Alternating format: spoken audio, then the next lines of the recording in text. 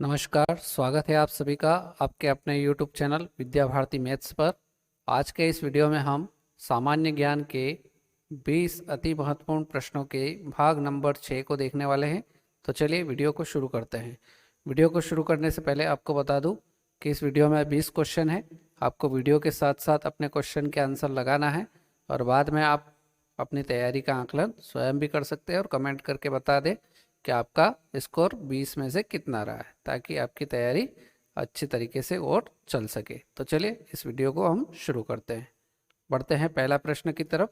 पहला प्रश्न है, किस ग्रह को सौंदर्य का देवता कहा जाता है? किस ग्रह को सौंदर्य का देवता कहा जाता है? चलिए ऑप्शन देख लेते हैं। ऑप्शन नंबर ए है बुध, ऑप्शन नंबर बी है शुक्र, ऑप्शन सी है बृहस्पति और ऑप्शन डी है शनि। ठीक है, तो आपको बताना है कि किस ग्रह को सौंदर्य का देवता कहा जाता है। तो इसका राइट आंसर हो जाएगा ऑप्शन नंबर बी, शुक्र ग्रह को सौंदर्य का देवता कहा जाता है। ठीक है, तो ऑप्शन बी आपका करेक्ट आंसर हो जाएगा। चलिए आगे बढ़ते हैं। प्रश्न क्रमांक 2। प्रश्न क्रमांक 2 है, विश्व की सबसे बड़ी मीठे जल की झील कौन सी है? विश्व की सबसे बड़ी मीठे जल की झील कौन सी है? ठीक है,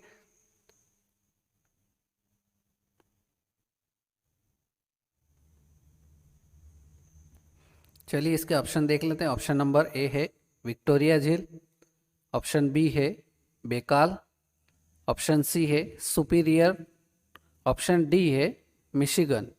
आपको इसमें से बताना है चारों विकल्प में से कि विश्व की सबसे बड़ी मीठे जल की झील कौन सी है। ठीक है, तो चलिए जल्दी से अपना ऑप्शन लगा लीजिए।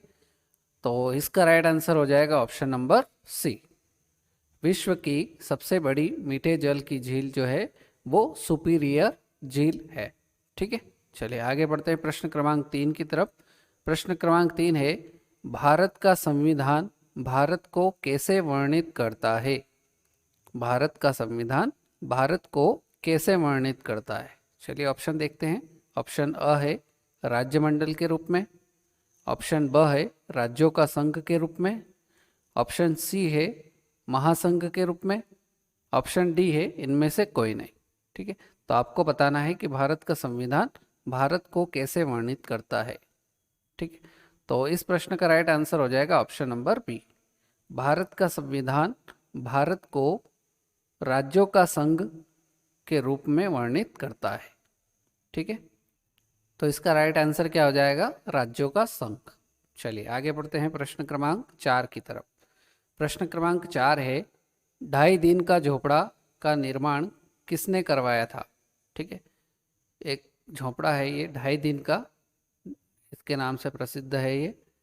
तो इसका निर्माण किसने करवाया था? ठीक है, चलिए ऑप्शन देखते हैं। ऑप्शन नंबर ए है इल्तुतमिश, ऑप्शन ब है बलबन, ऑप्शन सी है फिरोज तुगलक और ऑप्शन डी है कुतुबुद्दीन ऐबक। तो आपको बताना है कि 2.5 दिन का झोपड़ा का निर्माण किसने करवाया था।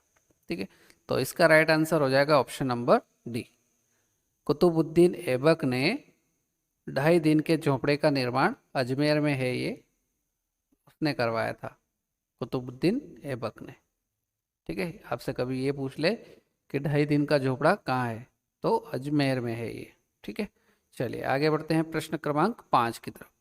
प्रश्न क्रमांक 5 में हमसे पूछा गया है, गुप्त वंश का वह राजा कौन था जिसने हुणों को भारत पर आक्रमण करने से रोका? गुप्त वंश का वह कौन सा राजा है जिसने हुणों को, जब भारत पर वो आक्रमण कर रहे थे तो उनको भारत पर आक्रमण करने से रोका?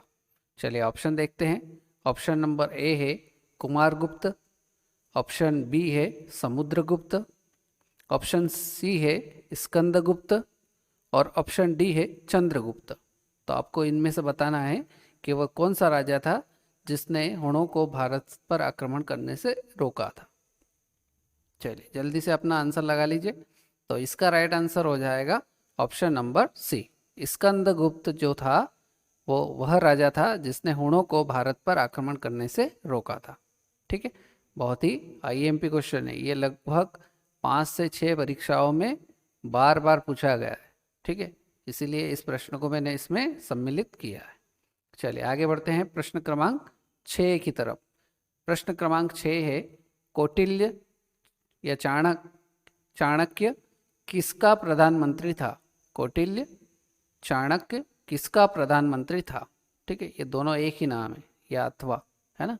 तो ऑप्शन देखते हैं। ऑप्शन नंबर ए है बाबर, ऑप्शन ब है अजातशत्रु, ऑप्शन सी है अशोक और ऑप्शन डी है चंद्रगुप्त मौर्य। तो कौटिल्य किसका प्रधानमंत्री था या चाणक्य किसका प्रधानमंत्री था? ठीक है, तो इसका राइट आंसर हो जाएगा ऑप्शन नंबर डी, कौटिल्य या चाणक्य चंद्रगुप्त मौर्य का प्रधानमंत्री था। ठीक है, चलिए आगे बढ़ते हैं अगले प्रश्न की तरफ। प्रश्न क्रमांक 7।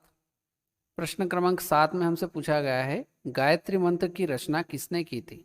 गायत्री मंत्र जो है उसकी रचना किसने की थी? चलिए ऑप्शन देखते हैं। ऑप्शन ए है विश्वामित्र, ऑप्शन बी है वशिष्ठ, ऑप्शन सी है इंद्र और ऑप्शन डी है परीक्षित। तो आपको बताना है कि गायत्री मंत्र की रचना किसने की थी। ठीक है, तो इस प्रश्न का राइट आंसर हो जाएगा ऑप्शन नंबर ए, गायत्री मंत्र की रचना विश्वामित्र जी ने की थी। ठीक है, ऑप्शन ए इसका करेक्ट आंसर हो जाएगा। आगे बढ़ते हैं प्रश्न क्रमांक 8 की तरफ। प्रश्न क्रमांक 8 है, महावीर का जन्म किस क्षत्रिय गोत्र में हुआ था? महावीर स्वामी जो थे उनका जन्म किस क्षत्रिय गोत्र में हुआ था, वो अपने को बताना है। चलिए ऑप्शन देखते हैं। ऑप्शन नंबर ए है शाक्य, ऑप्शन बी है जांत्रिक, ऑप्शन सी है सल्लास और ऑप्शन डी है लिच्छवी।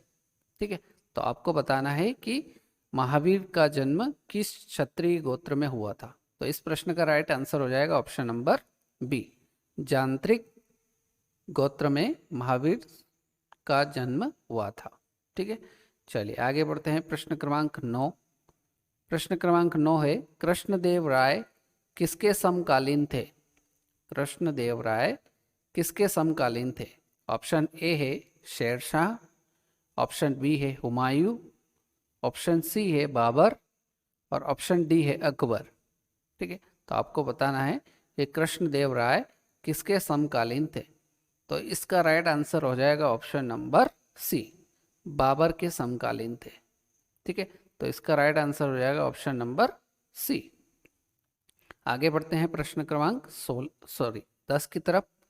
प्रश्न क्रमांक 10 है, भारत में 1612 ईस्वी में अंग्रेजों ने अपनी पहली फैक्ट्री कहाँ स्थापित की थी? ठीक है, अंग्रेजों ने भारत में सबसे पहली फैक्ट्री कहाँ पर स्थापित की थी और ये कब की थी? 1612 में। ये भी अपने को याद रखना है। ठीक है, चलिए ऑप्शन देखते हैं। गोवा में, ऑप्शन बी है बंगाल में हुगली नामक स्थान पर, ऑप्शन सी है दिल्ली में या ऑप्शन डी है सूरत में। तो आपको बताना है कि भारत में 1612 में अंग्रेजों ने अपनी पहली फैक्ट्री कहाँ स्थापित की थी। तो इसका राइट आंसर हो जाएगा ऑप्शन नंबर डी, अंग्रेजों ने अपनी पहली फैक्ट्री 1612 में सूरत में स्थापित की थी। ठीक है, तो इसका राइट आंसर हो जाएगा ऑप्शन नंबर डी, सूरत। आगे बढ़ते हैं। प्रश्न क्रमांक 11 बहुत ही सरल है ये क्वेश्चन, शिक्षक दिवस कब मनाया जाता है? ठीक है, सभी को पता है। चलिए ऑप्शन देख लेते हैं। ऑप्शन ए है 5 सितंबर, ऑप्शन बी है 27 सितंबर, ऑप्शन सी है 8 दिसंबर और ऑप्शन डी है 16 अक्टूबर। तो आपको बताना है कि शिक्षक दिवस कब मनाया जाता है। तो इसका राइट आंसर सबको पता है कि शिक्षक दिवस 5 सितंबर को मनाया जाता है। अब आपको कमेंट करके ये बताना है कि उस दिन किसकी याद में शिक्षक दिवस मनाया जाता है। शिक्षक दिवस किसकी याद में मनाया जाता है या उस दिन किसकी जयंती रहती है जिसको शिक्षक दिवस के रूप में मनाते हैं, ये आपको कमेंट करके बताना है। चलिए आगे बढ़ते हैं अगले प्रश्न क्रमांक 12 की तरफ। प्रश्न 12 हमें दे रखा है, भारत के किस राज्य ने मलखंब को अपना राज्य खेल घोषित किया है? मतलब भारत का ऐसा कौन सा राज्य है जिसने मलखंब को अपना राजकीय खेल घोषित किया है? ठीक है, चलिए ऑप्शन देखते हैं। ऑप्शन ए है कर्नाटक ने, ऑप्शन बी है बिहार ने, ऑप्शन सी है दिल्ली ने या ऑप्शन डी है मध्य प्रदेश ने। ठीक है, तो ऐसा कौन सा राज्य है जिसने मलखंब को राजकीय या राज्य खेल घोषित किया है? तो इसका राइट आंसर हो जाएगा ऑप्शन नंबर डी। ऐसा करने वाला राज्य कौन सा है? मध्य प्रदेश है, ठीक है, जिसने मलखंब को राज्य खेल घोषित किया है। चलिए आगे बढ़ते हैं अगला प्रश्न, प्रश्न क्रमांक 13 की तरफ। प्रश्न क्रमांक 13 है, भारत में सबसे लंबी तट रेखा वाला राज्य कौन सा है?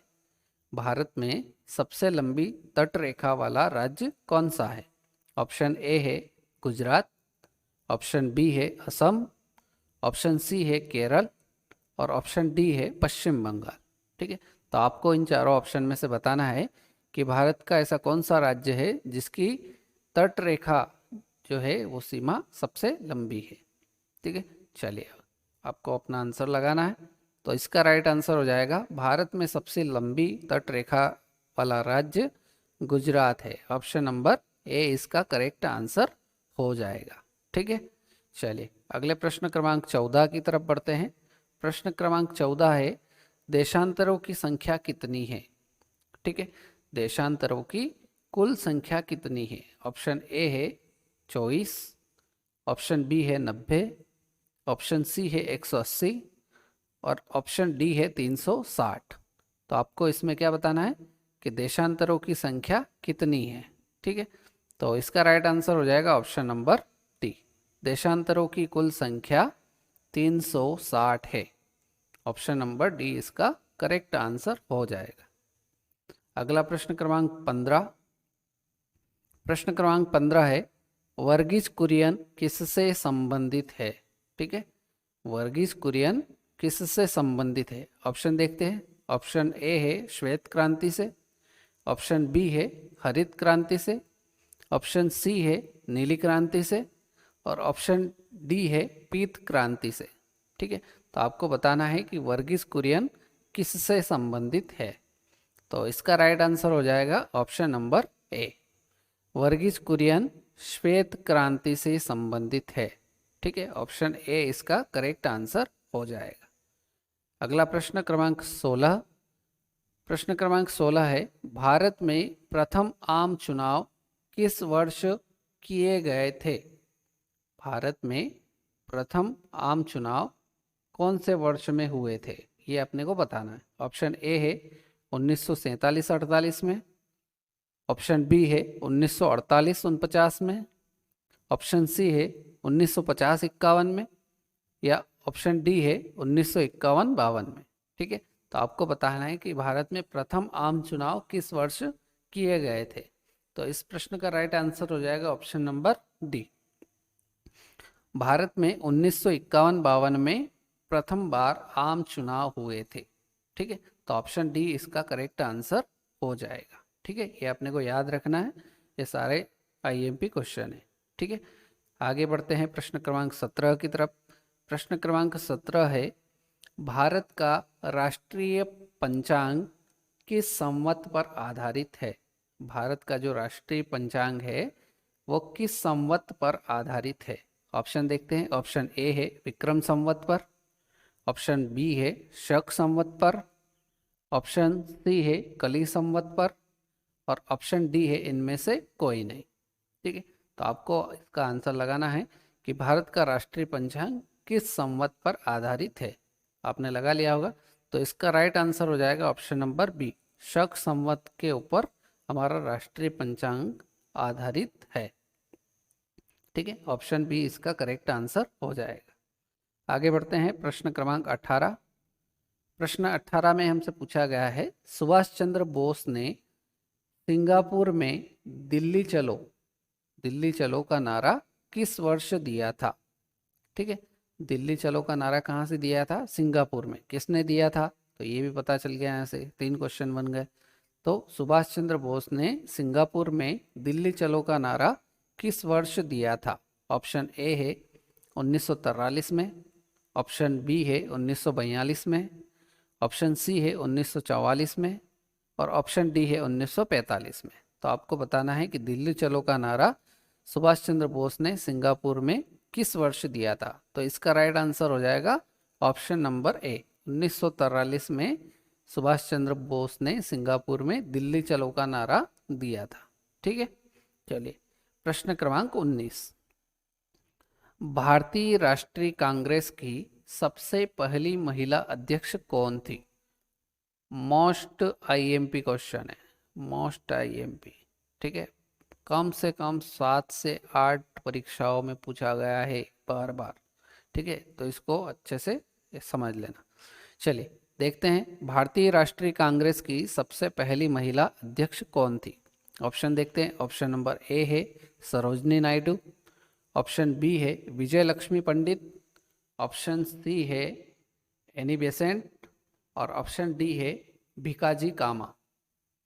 तो इसमें से आपको बताना है कि कौन सबसे पहली महिला अध्यक्ष थी भारतीय राष्ट्रीय कांग्रेस की। तो इसका राइट आंसर हो जाएगा option number C, Annie Besant जो थी वो भारतीय राष्ट्रीय कांग्रेस की सबसे पहली महिला अध्यक्ष थी।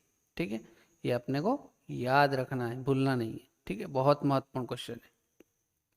और आज का ये इस वीडियो का अंतिम प्रश्न, प्रश्न क्रमांक 20, भारत में प्रथम रेलवे लाइन या रेल लाइन का निर्माण 1853 में किन शहरों, किन नगरों के बीच हुआ था? ठीक है, तो यहाँ से एक प्रश्न और पता चल गया अपने को कि भारत में रेल लाइन का निर्माण 1853 में हुआ था। ठीक है, अब इस प्रश्न में हमसे क्या पूछा है, किन नगरों के बीच हुआ था? ठीक है, तो ऑप्शन देखते हैं। ऑप्शन ए है हावड़ा और श्री रामपुर के बीच में, ऑप्शन बी है मुंबई और ठाणे के बीच में, ऑप्शन सी है मद्रास और गुंटूर के बीच में, और ऑप्शन डी है दिल्ली और आगरा के बीच में। ठीक है, तो इन चारों में से आपको इसका आंसर बताना है। तो इसका राइट आंसर हो जाएगा ऑप्शन नंबर बी। ठीक है, भारत में प्रथम रेल लाइन का निर्माण 1853 ईस्वी में बम्बई और ठाणे के बीच में ये लाइन का निर्माण हुआ था। ठीक है, तो इस प्रकार से ये अपना पार्ट 6 समाप्त होता है। इस 6 पार्ट में आपके 20 में से कितने क्वेश्चन सही हुए आपको कमेंट करके बताना है। यदि आपके 20 में से 20 ही सही है तो आपकी तैयारी बहुत अच्छी चल रही है, आपको केवल रिवीजन करने की आवश्यकता है। यदि आपके अंक 15-16 के लगभग है तो आपको और तैयारी की आवश्यकता है। ठीक है, और तैयारी करने के लिए आप इसी प्रकार से वीडियो को देखते रहिए और अपनी कॉपी में नोट्स को बनाते रहिए और बार बार उनका रिवीजन करते रहिए। तो फिलहाल आज की वीडियो में इतना ही, मिलते हैं नेक्स्ट वीडियो में। जय हिंद, जय भारत, वंदे मातरम। धन्यवाद।